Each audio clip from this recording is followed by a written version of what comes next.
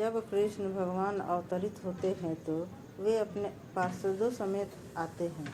वे पार्षद सामान्य नहीं, कृष्ण की लीलाएं नित्य हैं और जब वे अवतरित होते हैं तो अपने पार्षदों समेत आते हैं।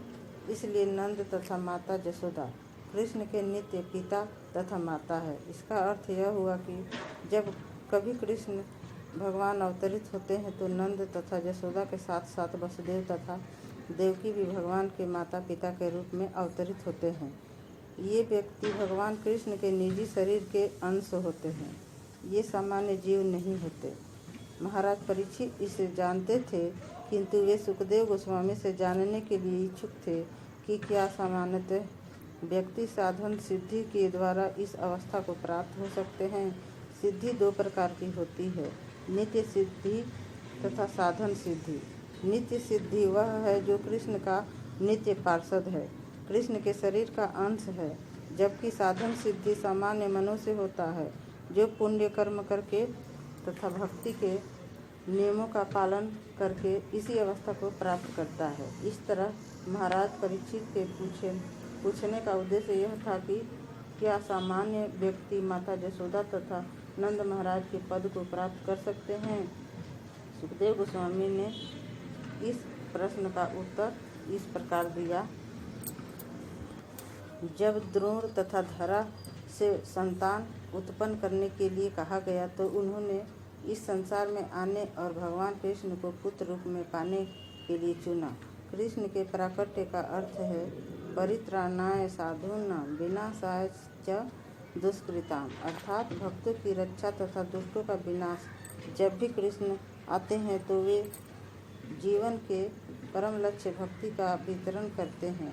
वे इस कार्य के लिए चैतन्य महाप्रभु के रूप में प्रकट होते हैं, क्योंकि भक्ति को प्राप्त किए बिना कोई भी व्यक्ति भौतिक जगत दुखालयम अशाश्वतम के कष्टों से छुटकारा नहीं पा सकता, जहाँ जीव अपने अस्तित्व के लिए संघर्ष करते हैं। श्रीमद् भागवत गीता में भगवान कहते हैं कि इस बद्ध जगत के सारे जीव मेरे नित्य अंश हैं। बद्ध जीवन के कारण वे मन समेत छहों इंद्रियों के साथ कठिन संघर्ष करते हैं। सारे जीव सुखी बनने के लिए संघर्ष करते रहते हैं, किंतु भक्ति ग्रहण किए बिना यह सुख संभव नहीं है। मूर्ख लोगों को पता नहीं रहता कि यदि कृष्ण के उपदेशों का पालन नहीं किया गया तो यहाँ पर जीवन कितना खतरनाक है। इसलिए कृष्ण भावनामृत आंदोलन का शुभारंभ किया गया है, जिससे लोग कृष्ण भावना भावित का अभ्यास करके इस भौतिक जगत के खतरनाक जीवन से बच सके। कृष्ण भावनामृत को मानने या न मानने का प्रश्न ही नहीं उठता। यह ऐच्छिक नहीं अपितु अनिवार्य है। यदि हम कृष्ण भावनामृत स्वीकार नहीं करते तो हमारा जीवन अत्यंत कष्टमय है। श्रीमद् भागवत गीता में हर बात ठीक से बतलाई गई है। अतः संसार की दुखमय अवस्था से छूटने के लिए भगवत गीता यथारूप का प्रारंभिक अध्ययन करना होगा। श्रीमद् भागवत गीता समझ लेने के बाद श्रीमद् भागवत और जब चैतन्य चरितामृत का अध्ययन करना चाहिए। इसलिए हम इन अमूल्य ग्रंथों को सारे जगत के समक्ष प्रस्तुत कर रहे हैं, जिससे लोग इन्हें पढ़कर दुखमय बद्ध जीवन से छुटकारा पाकर सुखी बने।